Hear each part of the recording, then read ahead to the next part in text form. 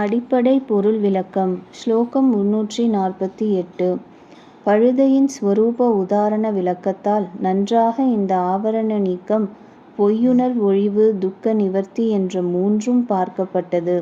ஆகையால் அறிவாளியால் சம்சாரத் தலையிலிருந்து விடுபடுவதற்கு பொருளின் உண்மை நிலையானது உணரப்பட வேண்டும். ஸ்லோகம் 349 மற்றும் 350. இரும்பானது நெருப்புடன் சேர்வதால் எரிக்கும் சக்தியை அடைவது போல, புத்தியானது பரமாத்மா தன்னிடம் பிரதிபலிக்கப் பெற்றதால் மாதா மிதி மேயம், அதாவது அறிவது, அறிவு, அறியப்படுவது என்ற திரிபூட்டி வடிவில் வெகுவாய் தோன்றுகிறது. அந்த புத்தியினால் தோற்றுவிக்கப்பட்ட இந்த மூன்றும் பொய். சித்த பிரமை, கனவு, மனோராஜ்யம் ஆகிய நிலைகளில் இது காணப்படுவதால், ஆகையால் அகங்காரம் முதல் தேகம் வரை உள்ள விஷயங்கள் எல்லாம் பிரகிருதியின் வேற்றுமை வடிவங்களே.